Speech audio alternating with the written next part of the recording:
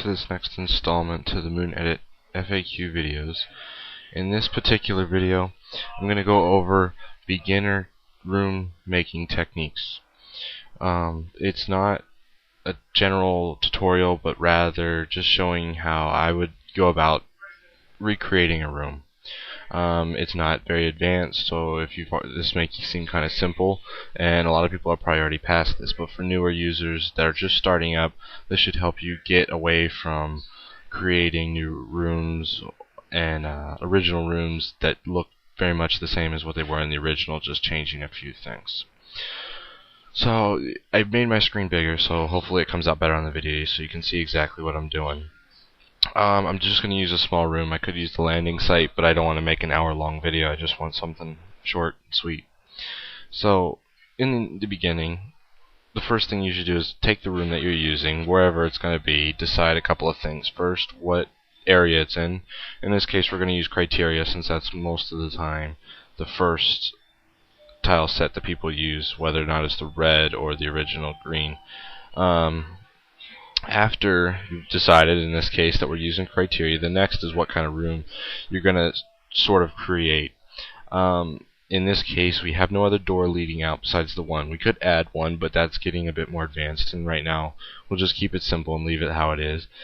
We have a PLM here for an item, and we have a few enemies. So this room works great for a room with a expansion, or even a weapon upgrade or suit upgrade or any equipment besides just an expansion.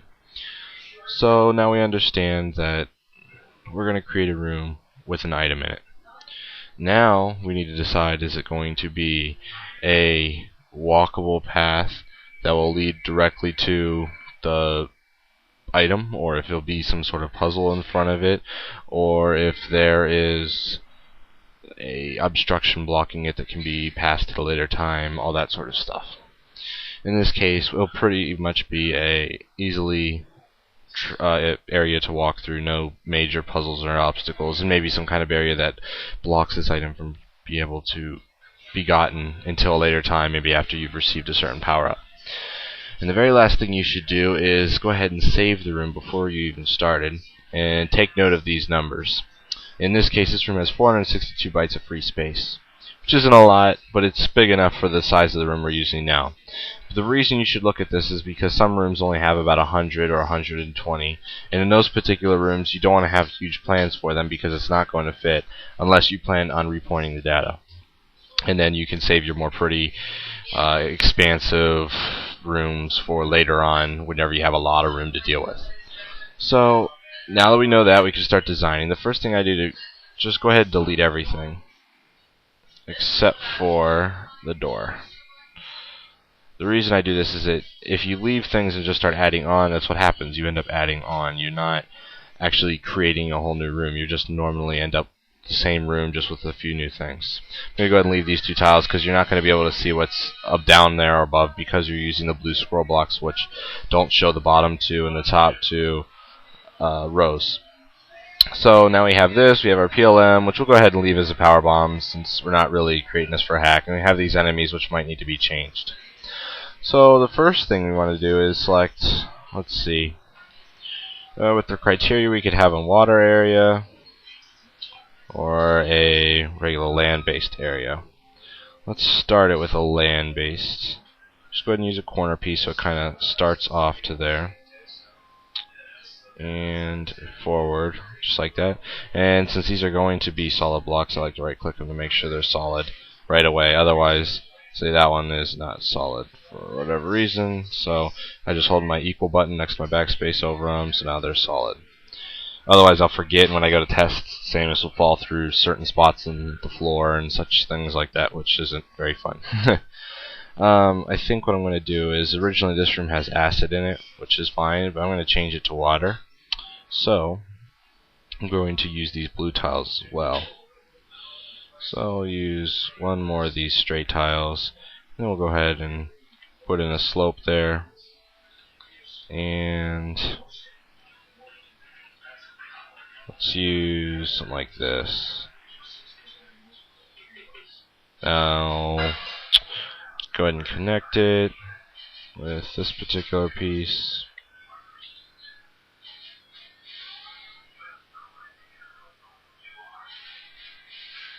Let's do something a little bit more. There you go, like that. So now you can see since I'm going to have water right about on this level, the terrain starts to transform to that watery criteria area. Something like that. I don't want that as a BTS block, so I'm going to go and select that and change that to a solid block. The number there is there because of I take a BTS value which sets this to a solid block, so you don't have to worry about that. I'm going to put another one, and from there, let's go back to this, move him out of the way for now. I'm just sort of experimenting with what's going on, or what we can do.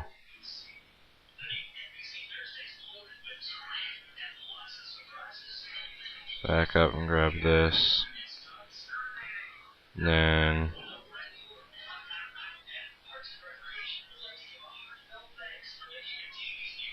so there's like our first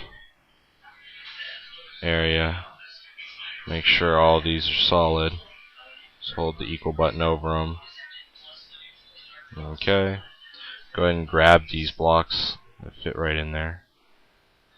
Now we're not trying to go super crazy design wise, we're just trying to create our first path. And actually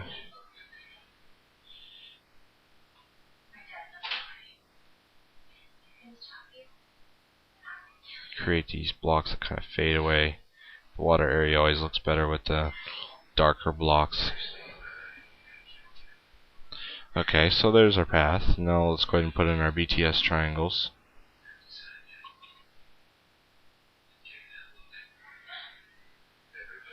And just make sure they're all nice.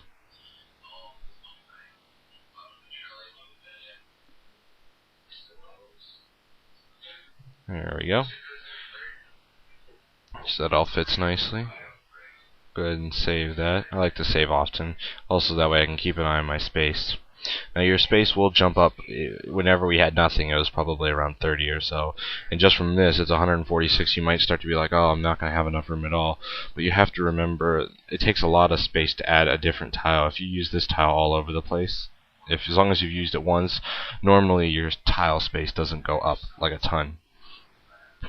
I also have this side one to complete this, so it looks like that. Okay.